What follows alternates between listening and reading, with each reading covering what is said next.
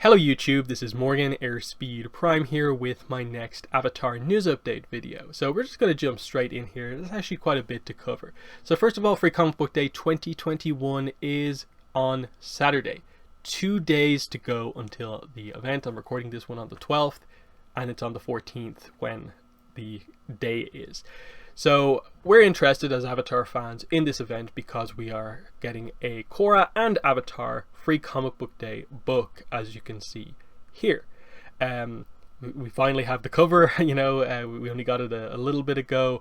There's a lot of description about what exactly is going on with it, but Jinora, Ikki, Tenzin, sort of a airbender focused Korra story, and Iroh is going to be the focus of the Avatar story. So, they kind of got there in the end in terms of like, okay, people were interested, but it still would be nice with these things to know, like, what are the details about it? But for people who aren't aware about what exactly Free Comic Book Day is, basically how it works is just that if your local comic book store is participating in Free Comic Book Day, they're not participating by default because they still have to buy these free comics because it's meant to be like a promotional event for comics to get you into the comic store.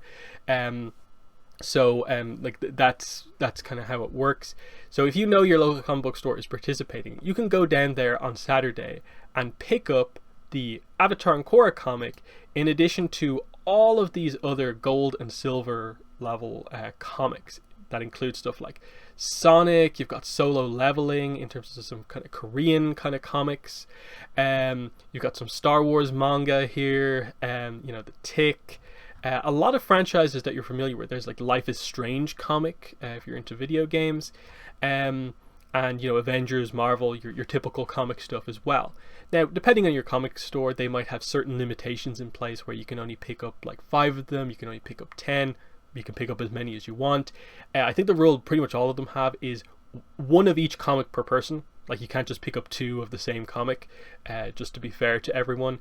And then I think typically the way it works is that, again, some of them will just have them out and you can pick them up. Others you have to bring them up and have them go through the cash register just so they're aware of like the numbers, I suppose.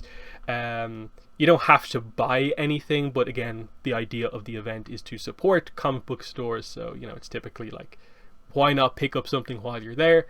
As an Avatar fans, there's a lot of Avatar books out there, like the omnibus editions for a lot of the comics are just relatively recently out, and so on. Suki alone relatively recently came out, so there's Avatar stuff out there as well for you to pick up, but of course the main focus is obviously this comic. Now, what I will say about this is that you should be excited for this comic. I have read it thanks to one of my viewers, 14, mentioned that he got the comic early.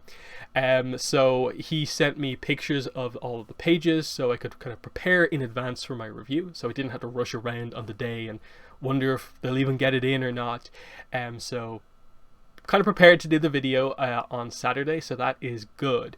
But all I'll say about this is that the marketing hasn't particularly helped this comic, because the Korra comic would lead you to believe that it's sort of Jinora and Ikki focused, when in fact Tenzin is actually the highlight of this comic. You think it's going to be mainly about these two arguing, and that's the case to a certain degree, but it's just that their argument gives Tenzin the opportunity to tell a story from his past. So all I'll say is that, teenage Tenzin flashback. Read this comic. And then just a quick visual teaser here. Here's one of the cropped panels from the page. Teenage Tenzin in the flashback. So get excited about that one. I was pleasantly surprised to see just how interesting and good this one actually was. The Iroh story, I'll leave most of my discussion on that until we actually get there, but just it's nice. It's kind of what you expect, the whole like Iroh goes on a date, set mostly in the tea shop, reflects on a few aspects of Iroh's character, but obviously isn't like massively revealing necessarily in any way, but it's a nice little character piece with Iroh. So both much better than I expected. So I would actually say get excited for this comic and get it. So the other thing is obviously that with COVID this year, you may not want to go down to a big event that might have a lot of people there with COVID still out there. They have said that the comic will be available digitally, which has been the case with previous free comics. They haven't specified when exactly the official digital copy will go online. My guess will be either late that day on the 14th or a day or two afterwards. I wouldn't be surprised if it maybe took until like Monday after the weekend of Free Comic Book Day for it to happen, but it will be available for free in the days following the event, so just be aware of that. Dark Horse Digital is probably the best place to look for that. That's the official Dark Horse like digital comic platform, and you will be able to get that for free, like you can get most of the other free comics as well. So get excited for this one, definitely. Next, the Avatar Legends Kickstarter. How is it doing? It's currently at 5.1 million after just 9-10 days, and it looks like it's actually more like it's on course based on what people who are more familiar with Kickstarter like trajectories. It's much more on course to do maybe like 10, 11, possibly 12 million based on what people are saying. A lot obviously is going to depend on sort of how much of an increase there is in like the final day or two, but the fact that they've switched to 1 million between each stretch goal highlights that they're pretty confident that they're going to do quite a bit more than that. Like, it's not just going to suddenly peter out and maybe only do like just over 6 or 7 million. It looks like it's going to do much more than that. Next, I suppose let's cover the stretch goals that have been added since the last video, which is just one. This is the one we've been waiting for. There was a bit of a delay. They had to get stuff approved, and the one stretch goal they've added, and we've already hit it, is the White Lotus tile. So we're going to be getting as a physical item a 25mm wide screen printed tile with the symbol of the Order of the White Lotus. So you get your own White Lotus tile. Really, really cool. My guess on a lot of the like licensing stuff with this probably was that like, hey, we're doing like a tabletop game. We can use this if we call it like a map marker for our system or something like that. There's probably stuff like that that has to get involved in this, and why, even though in reflection it feels like a very obvious item that, oh yeah, there's probably a few bits of approval that need to happen here. I will quickly add that I'm not particularly excited about the fact that they did jump from 0.25 million iterations up to full million iterations, especially just the nature of timing and how everything happened here, where we got to 4 million and we were left waiting for a day or two to see what the next goal would be, and they only put the 5 million goal up basically as the Kickstarter was already at like 4.9, and I don't think anyone really predicted that they'd jump it straight up by 1 million. I didn't really think they'd go to 4.25 as the stretch goal, but at the very least, I expected that there would be a 4.5 million stretch goal. And I am a little annoyed that they didn't do that, and I think it's a little bit of a poor form that they didn't retroactively put in a 4.5 million stretch goal. Even if it was just a character, like look at all the other characters that make up most of the other stretch goals. Could you not have put like a May in here or another character who, you know, people have been waiting for? Even if like this is your opportunity to like a goal that's basically already been met, but was met while they were waiting to put up other goals. Put in a character who maybe people won't be like overly excited for in terms of like the star characters, but maybe a character who makes sense as a legend for their skill set, but maybe isn't the most popular character. Something like that could be an option to do there, to like do an already met stretch goal. But yeah, there's only so much you can get annoyed about these things because we don't really know what the full situation is. But I think it was a little bit of poor form that they didn't have a goal in between with just another character. Updates, I think, are some of the stuff that we need to cover here. So they are saying at this point, because we're over 5 million, where's the 6 million stretch goal? As we mentioned before, we're still working on several stretch goals through approvals. The process is important and takes a fair bit of time. Viacom is working with us to speed up the process, but it normally takes 10 plus days for the process. We're so grateful they're working with us to get things moving. The next stretch goal will be at 6 million.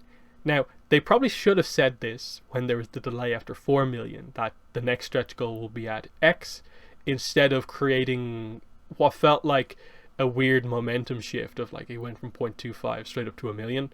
At least now they're making it clear that it's 1 million iterations. So my guess at this stage is that they probably are going to have to be somewhat significant, like goals, more unique things, maybe like the tile. It'd be a bit weird to just have like you've unlocked like May at 7 million. Because it's like it's a massive like number to get to, but we'll see what they do. We'll see what they do. But if it's other little extras, physical items like the tile, I'm all for that.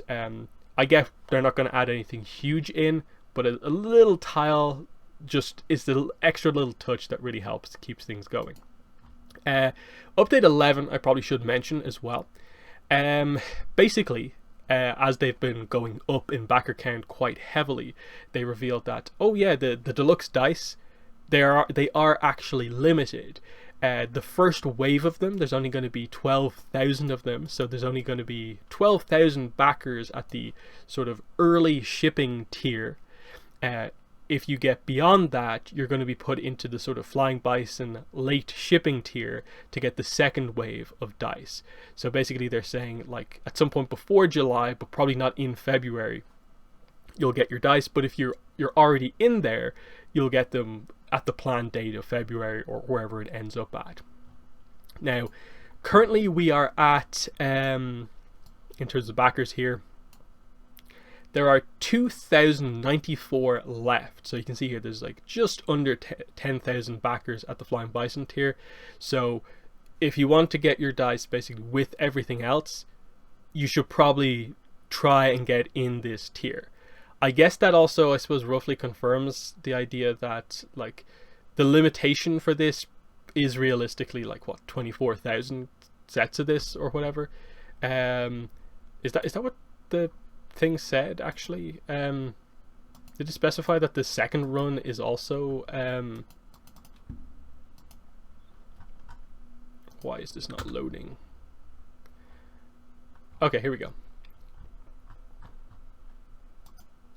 All updates and deluxe dice. 12,000.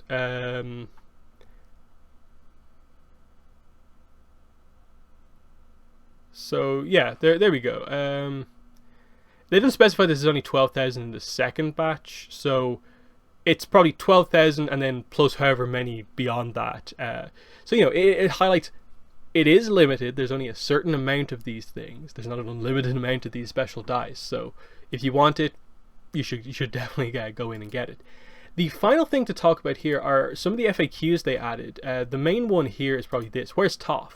Toph is in one of the adventure booklets. That's why she's not a stretch goal. We couldn't leave her out. The details aren't finalized yet, so we don't have more info, but once we do, you'll know. So this was one of the things I was talking about and I was bringing up as a bit of a criticism with the campaign so far, is that they hadn't been especially clear in my mind as to what exactly the NPC legends are in terms of what the PDF that you're getting is, what the digital content that Zuko NPC actually is. They also hadn't been particularly clear on what exactly the adventure booklet is, because now they're saying, oh yeah, Toph's already been unlocked, she's in one of the adventure booklets. We're not fully sure about it, but we'll tell you when we have more information. So you can see the vagueness to that, and that like I completely understand why a lot of people are still saying, can we have Toph as an NPC legend? Because it wasn't clear from the Kickstarter that that was the case, that in those adventure booklets there are NPC characters included. It just didn't say that. Now you can say like, oh, but if you look at the Quick Start guide, the Forbidden Scroll thing has some legends, but none of them are legend NPCs. There's like a major NPC, minor NPC, but none of them were called legends. And I suppose that just creates that extra terminology here of like, because that's in the era that it's set in, we don't actually know a lot about it, so there's only so much we can do. So the situation we have here is, yeah, we'll go over the adventure booklets just to clarify this. So the first adventure booklet is the Kyoshi one, and it obviously specifies Rangi. To me, the way I would interpret this is if Toph is included in one of these, it realistically means that named characters included here are NPCs. At the very least, my guess would be that there's at least one NPC legend in each of these adventure booklets. So Rangi for this one makes sense because she's mentioned twice. The Roku era one mentions Tokugak. Now, they say he's a waterbending master, so that makes sense that he could be an NPC legend for waterbending. We don't, of course, know specifically who he is, but he's the only character who really gets mentioned here. So it would make sense that, you know, there's a Roku character. I'm guessing they'll give like new information to establish why he's significant canonically. The 100-Year War era mentions like Ozai's palace, and it specifically mentions Long Feng by name, but otherwise doesn't mention any other characters. So Long Feng NPC legend, maybe. Here's the Aang era one. So it mentions Toph Beifong's Metal Bending Academy. So I guess it makes sense that, yeah, the end of this specific story is that you're at the academy and you meet Toph, so you need to know how to play Toph. So she's included there. Makes sense. The Korra one mentions both Zhu Li and Varric. I guess with the character dynamics, Varric makes maybe a little bit more sense. If there's only one NPC legend, it would make sense for it to be him, because you need these sort of tech expert characters, and he's one of the kind of few ones that you really have there. But you could also do Zhu Li for some of the sort of like non-bender kind of fighter if you want. But again, she's the president at this stage. Do you want to do that or not? Depends. Both would be cool. Again, they're not being very specific on how many are included in each one or what. But at the least, the fact that they're saying Toph's in one of these booklets, it has to be this one. And I'm guessing Rangi's here because there has to be another Kyoshi legend. So that's the thing. They definitely need to cover more details on sort of like, I'd say, yeah, the Kyoshi and Roku era, about like, okay, what are the characters? Like the setting is going to be quite important for these two. But I think that's everything to cover on the Kickstarter. We'll go over to this next, which is an IGN article covering the Netflix live action thing. And this is, I suppose, proper official confirmation that the news that Avatar News put out is true. So he did just get like a week scoop ahead of the official reveal on all of this information. And basically everything he's been saying about the showrunner, the actors and stuff like that is correct. The main thing to talk about here is, of course, you know, we've seen the actors before. We know who's playing who. For the main four characters at the very least. That's perfectly fine. The only thing to mention really is Albert Kim, who is the showrunner, again confirmed. He did mention here that he has this like statement here. So, this is all my daughter's fault. She's the one who got me hooked. When Avatar aired on Nickelodeon, she wasn't quite old enough to fully track the narrative. Yet I'd find her glued to the TV every week. So his introduction to Avatar and so on, him being brought on board, live action remake of Avatar, and his initial reaction was, so if it ain't broke, why fix it? But the more I thought about it, the more intrigued I became. VFX technology has advanced to the point where a live-action version can not only faithfully translate what had been done in animation, it can bring a rich new visual dimension to a fantastic world. We'll be able to see bending in a real and visceral way we have never seen before. Again, he's of course going to be positive about the project, but the thing is, have there been that many super successful, really well done adaptations of animation into live action? I don't think so. Not many immediately spring to mind for me, at the very least. So there's that. he's confident that the VFX can work to a point where they can do it as much as they need. Netflix format means we had an opportunity to reimagine a story that had originally been told in a self-contained half-hour episode as an ongoing serialized narrative. That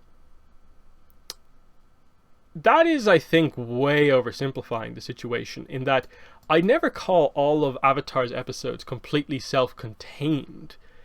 I get it for Book 1 Water that can be the case in quite a few parts of Book 1 especially, and that there are certain episodes within Book 2 and 3 that are more sort of standalone. But to say that Avatar isn't ongoing serialized is a bit weird, just because there's a reason Nickelodeon barely show it on their channel sort of as is because they find it hard to air it as separate self-contained episodes because it is serialized. So I don't really see the idea of it's going to be reimagined into live action, it's now going to be serialized.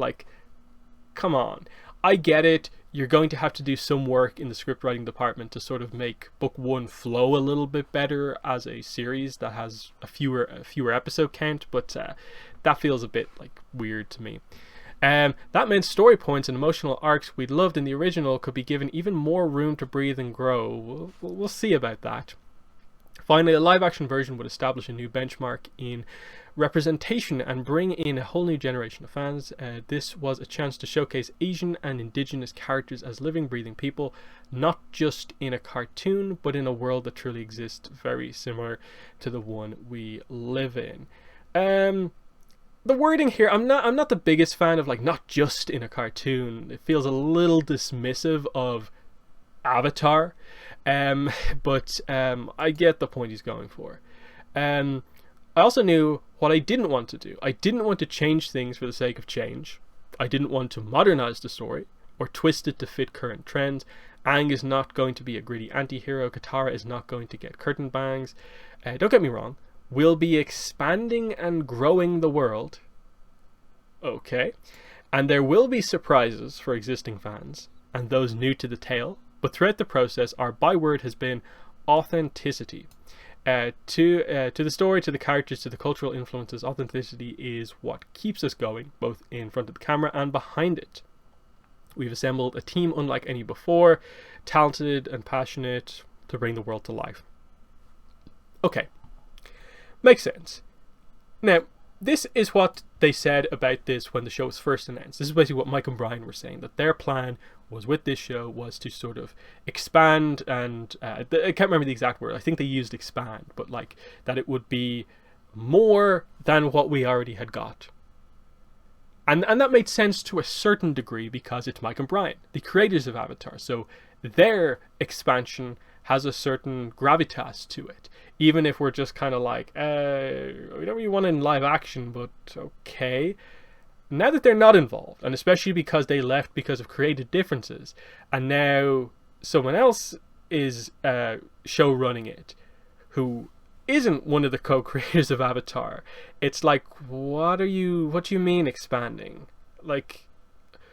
Are you just taking what's there and adding a little bit extra on, or are you going to just have whole extra scenes, events happen in Book 1?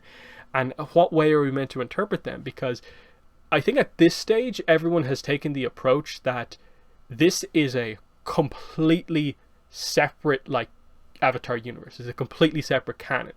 That if this show, when it comes out, has wholly new scenes and events and arcs for the characters, that you can't add them onto ATLA the animation because they're utterly unrelated outside of being part of the same franchise.